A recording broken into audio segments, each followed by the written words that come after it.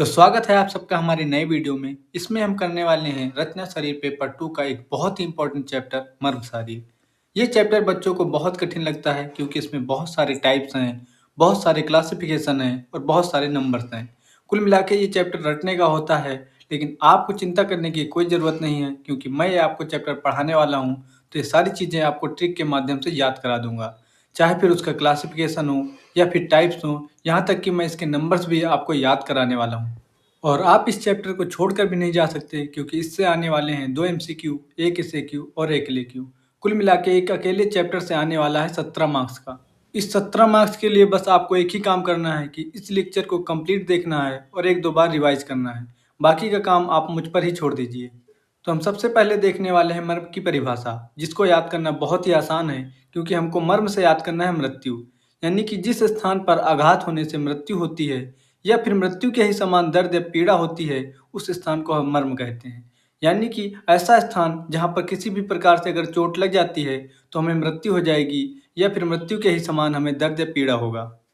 Next आपको एक sentence याद करना है कि मासी की आयु 80 साल, जिसमें माँ से हो जाएगा मांस, सी से हो जाएगा सिरा, आयु से हो जाएगा स्नायु, 80 से हो जाएगा अस्थि और साल से हो जाएगा संधि।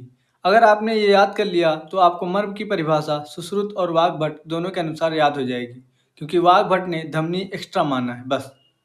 तो सुश्रुत के अनुसार मर्म की परिभाषा बनेगी कि मांस, सिरा, स्नायु, अस्थि और संधि, ये 5 रचनाएं जिस स्थान पर इकट्ठा होती हैं उसी को हम मर्म बोलते हैं। और यहाँ पर प्राण भी स्थित रहता है।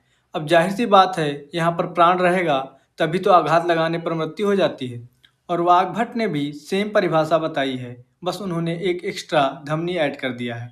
तो उनके अनुसार परिभाषा बनेगी कि मांस, सिरा, स्नायु, अस्थि, संधि और धमनी, ये 6 चीज़ें जिस स्थान पर एकत्रित होती हैं उनको हम मर्म बोलते हैं और वहीं पर प्राण भी स्थित रहता है। वाग्भट ने एक परिभाषा एक्स्ट्रा बताई है कि जिस स्थान पर स्पर्श करने पर विषम स्पंदन होता है तथा पीड़ा उत्पन्न होती है, उस स्थान को मर्म कहते हैं। अब जाहिर सी बात है, कोई इतना सेंसिटिव पॉइंट है जहाँ पर आघात लगने से मृत्यु हो सकती है, तो स्पर्श करने पर पीड़ा तो उत्पन्न होगी ही। नेक्स्ट हम याद करने वाले हैं मर्म की संख्या और उसके स्थान। मर्म के स्थान को याद करना बहुत ही आसान है क्योंकि जो हमारे बॉडी पार्ट्स होते हैं जैसे कि हाथ पैर, पेट पीठ, सिर और गर्दन, यही मर्म के स्थान हैं। बस इन्हीं को हमको स्टैंडर्ड वर्ड में लिखना होता है। जैसे कि हमारे हाथ और पैर को बोलते हैं शाखा, पेट को बोलते हैं उदर और छाती को बोलते हैं उर, पीठ को बोलते हैं पृष्ठगत और सिर और गर्दन को बोलते हैं ऊर्ध्वजत्रुगत। तो नेक्स्ट हम याद करते हैं मर्म की संख्या। तो सबसे पहले हम याद करते हैं कि शाखा में हमारी कितनी मर्म होती हैं। तो इसको याद करना बहुत ही आसान है क्योंकि शाखा का मतलब होता है हमारे हाथ पैर, और ये टोटल 4 होते हैं। तो इसको आपको 2 बार लिखना है यानी कि 44। तो शाखागत मर्म हुए 44। उर का मतलब होता है छाती और छाती में पाए जाते हैं 12 पेयर रिब्स। तो आप ये चीज़ आसानी से याद रख पाएंगे कि उर और उदरगत मर्म टोटल 12 होते हैं। पृष्ठगत में जो पा है उसको अगर आप ध्यान से देखेंगे तो वो 4 जैसा ही दिखता है। तो बस उसके आगे आपको 1 लगाना है और आपको ये याद रह जाएगा कि पृष्ठगत मर्म 14 होते हैं। ऊर्ध्वजत्रुगत में आप ऊ को देखेंगे तो ऐसा लगता है कि 3 और 7 से मिलकर बना है। तो ये आप आसानी से याद कर पाएंगे कि ऊर्ध्वजत्रुगत मर्म 37 होते हैं। तो हमारी टोटल मर्म 107 होती हैं। तो बस आपको एक चीज़ याद करनी है कि मर्म एक साथ रहती हैं। एक को आपको बदलना है 1 में और 7 को बदलना है आपको 7 में और बीच में 0 लगा देना है। इस प्रकार आपको ये याद रह जाएगा कि मर्म 107 होती हैं। शाखा में हमारी 2 चीज़ें आती हैं, हाथ और पैर। पैर को तो बोलते हैं हम अध शाखा और हाथ को बोलते हैं ऊर्ध्व शाखा। और हमने पीछे पढ़ा है कि शाखागत मर्म 44 होती हैं। तो सबसे पहले हम देखते हैं अर्ध शाखागत मर्म को याद करने की ट्रिक।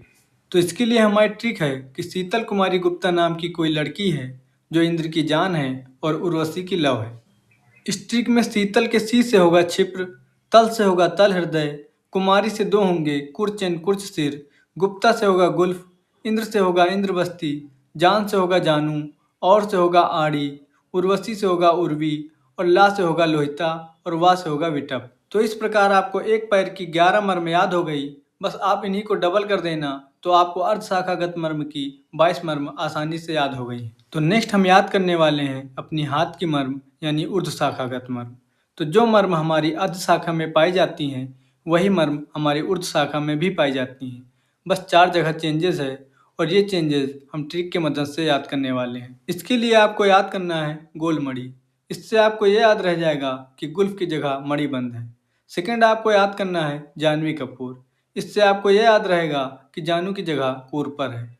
नेक्स्ट आपको याद करना है उर्वशी की बाहें। इससे आपको ये याद रहेगा कि उर्वी की जगह बाहवी है। नेक्स्ट आपको याद करना है कि कक्षा में टॉप करती है, तो इससे आपको याद रहेगा कि विटप की जगह कच्छधर है। इस प्रकार हमारे शाखागत की मर्म जो 44 होती हैं वो आपको आसानी से याद रह जाएंगी। नेक्स्ट हम देखने वाले हैं कि हमें उर्गत और उदरगत की 12 मर्म को कैसे याद रखना है। तो इसके लिए आपको अलग से ट्रिक की कोई ज़रूरत नहीं है। बस आपको ये पता होना चाहिए कि उर्गत का मतलब होता है छाती वाला हिस्सा। तो छाती में पाया जाता है हृदय। स्तन से आपको 2 याद करना है, स्तनमूल और स्तनरोहित। और जो अपना छाती वाला एरिया होता है वो अपर पार्ट होता है, तो अपर से आप याद करेंगे अपलाप और अपस्तंभ। हृदय हमारा 1 पाया जाता है तो इसकी संख्या होगी 1। स्तनमूल होंगे 2, स्तनरोहित होगा 2, अपलाप होगा 2 और अपस्तंभ होगा 2। इस प्रकार उर्गत मर्म होंगे टोटल 9। उदरगत मर्म का मतलब होता है हमारा पेट वाला एरिया। तो हमारे पेट वाले एरिया में पाया जाता है 1 नाभि, 1 गुदा और 1 बस्ती। तो इस प्रकार उदरगत मर्म होंगे टोटल 3। इस प्रकार आप दोनों को ऐड करेंगे तो उर्गत और उदरगत मर्म हो जाएंगे टोटल 12। नेक्स्ट हम पृष्ठगत मर्म के 14 मर्म को याद करने की ट्रिक देखते हैं। तो इसके लिए आपको एक सेंटेंस याद करना है कि कंस के पास बहुत बड़ा नितंब था। इस ट्रिक में कंस के का से आपको 2 याद करना है, ककुंदर और कटिक तरुण। अंश से आपको याद करना है 2, अंश और अंशफलक। पास से आपको याद करना है पार्श्वसंधि और बहुत बड़ा से आपको याद करना है बृहति। नितंब से आपको याद करना है नितंब। इस प्रकार पृष्ठगत के 14 मर्म आपको आसानी से याद रह जाएंगे। नेक्स्ट हम याद करने वाले हैं मर्म के प्रकार। मर्म के प्रकार 4 चीज़ों पर बेस होते हैं। पहला तो है सड़ंग, जिसका मतलब होता है 6 एनाटॉमिकल रीजन। दूसरा है संरचना, जिसका मतलब होता है स्ट्रक्चर। तीसरा है परिणाम, जिसका मतलब होता है रिजल्ट। और चौथा है परिमाण, जिसका मतलब होता है मेजरमेंट। पीछे हमने जो मर्म की संख्या याद करी है वही सड़ंग शरीर के अनुसार मर्म के टाइप्स होते हैं। नेक्स्ट हम देखते हैं मर्म के प्रकार बेस डाउन संरचना। इसको भी हम याद ही कर चुके हैं क्योंकि जो हमने ट्रिक याद की थी मासिक की आयु 80 साल, वही मर्म के प्रकार हैं। नेक्स्ट हम इनकी संख्या को याद करने की ट्रिक देखते हैं। तो मास मर्म के लिए आपको याद करना है माँ। माँ हमेशा 1 होती है, इससे आपको याद रह जाएगा कि मास मर्म 11 होती हैं। सिरा मर्म के लिए आपको याद करना है सिर्फ, जिसमें सी से हो जाएगा कि सिरा की ट्रिक है और फा से हो जाएगा 41। बाकी स्नायु मर्म के लिए आपको स्नायु से याद करना है 27। इससे आपको याद रह जाएगा कि स्नायु मर्म 27 होती हैं। आप अगर ध्यान से देखेंगे तो अस्थि और 8 दोनों सेम जैसा साउंड करते हैं। इससे आपको याद रह जाएगा कि अस्थि मर्म 8 होती हैं। संधि हमेशा 2 लोगों के बीच होती है, तो इसमें आपको 20 से याद करना है 20।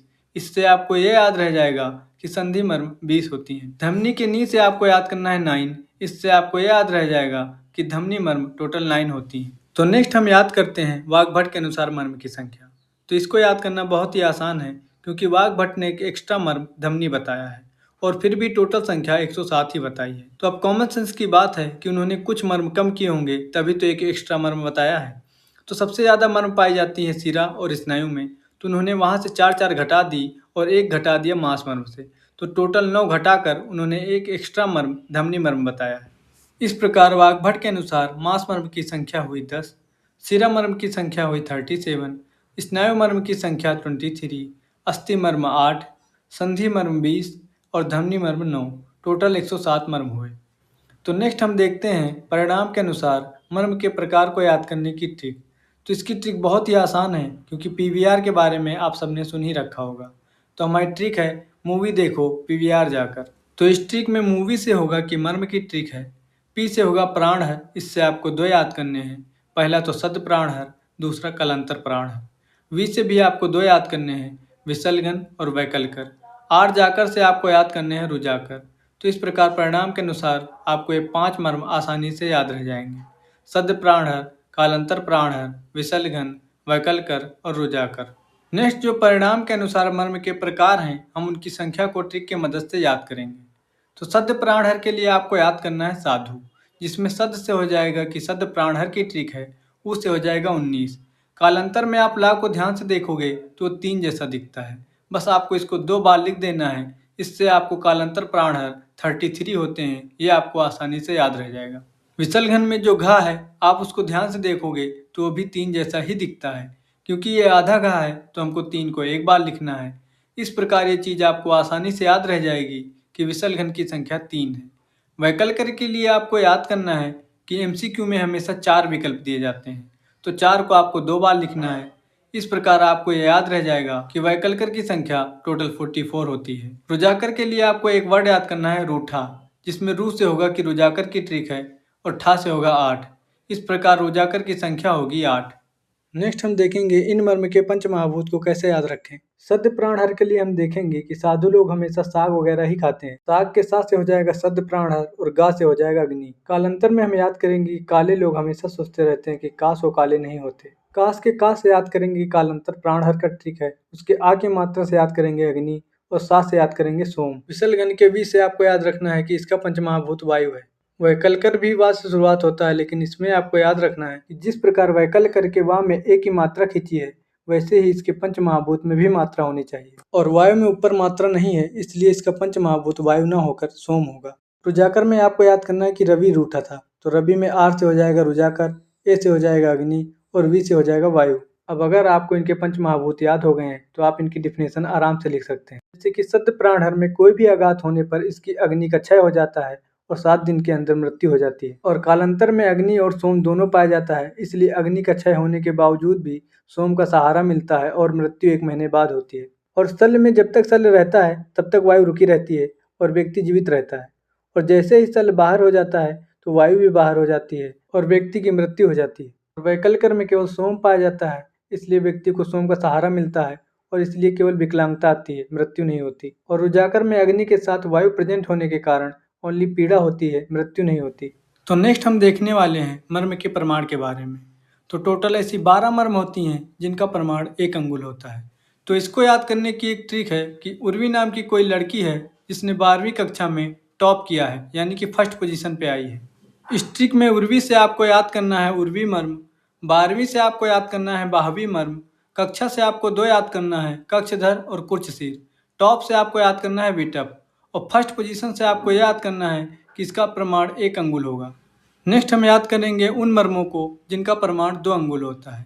तो इसको याद करने की बहुत आसान सी ट्रिक है, क्योंकि आजकल आप सब ने देखा होगा कि लोग कितना कम कपड़ा पहनते हैं। तो इसके लिए आपको याद करना है कि एक लड़के ने वहाँ पर केवल 2 अंगुल कपड़ा पहना है जिसमें गोल मड़ी लगी हुई है, जिसमें 2 अंगुल से हो जाएगा कि इनका प्रमाण 2 अंगुल है। वहाँ पर से हो जाएगा कि स्तनमूल, गोल से हो जाएगा गुल्फ और मड़ी से हो जाएगा मणिबंध। इन सबको आपको पेयर में करना है। 3 अंगुल के लिए आपको याद करना है जानवी कपूर, तो जानू 2 हो जाएंगे, कूपर 2 हो जाएगा। इस प्रकार 3 अंगुल वाले मर्म होंगे 4। 4 अंगुल के लिए आप इसको याद कर लेना और बाकी जितने भी मर्म बचे उनका प्रमाण होगा आधा अंगुल। इस प्रकार आपको मर्म के प्रमाण भी याद रह जाएंगे। तो नेक्स्ट हम देखते हैं मर्म का महत्व। यदि किसी व्यक्ति को मर्म के स्थान पर व्याधि हो गई है तो वैद्य के लाख प्रयास करने के बाद भी वो व्याधि कृच साध्य ही रहती है। और हम सर्जरी में जो कुछ भी यंत्र, शस्त्र, क्षार और अग्नि का प्रयोग करते हैं, यदि उसका प्रयोग हम मर्म स्थान पर करेंगे तो व्यक्ति की मृत्यु हो जाएगी। इसलिए ध्यान देने की बात यह है कि जो भी वैद्य इन साधनों का प्रयोग करता है उसको मर्म की जानकारी होनी चाहिए। और सबसे बड़ी बात यह है कि मर्म पर आघात लगने से मृत्यु हो जाती है। मान लीजिए किसी कुशल वैद्य ने चिकित्सा करके व्यक्ति को जीवित भी रख लिया, तो व्यक्ति जीवित तो रहेगा लेकिन उसको विकृति उत्पन्न हो जाएगी। वैसे तो हमारे शरीर में कुल 107 मर्म हैं, फिर भी आचार्य चरक ने हृदय, बस्ती और सिर इनको त्रिमर्म कहा है और इनको प्राण का आश्रय कहा है। इसलिए इस पर आघात लगने से सद्य मरण हो जाता है, यानी कि तुरंत मृत्यु हो जाती है। हवस शब्द आप सब ने सुन रखा होगा, तो हवस से आपको याद करना है हवसी, जिसमें हा से हो जाएगा हृदय, बा से हो जाएगा बस्ती और सी से हो जाएगा सिर। इस प्रकार ये त्रिमर्म आपको आसानी से याद रह जाएंगे। तो यहीं पर ये चैप्टर समाप्त होता है। आपको ये वीडियो कैसा लगा आप हमको कमेंट सेक्शन में ज़रूर बताइएगा। यदि आपको कुछ दूसरे सब्जेक्ट भी पढ़ने हैं तो हमको कमेंट सेक्शन में बता सकते हैं। बाकी इसका PDF आपको हमारे टेलीग्राम चैनल पर मिल जाएगा।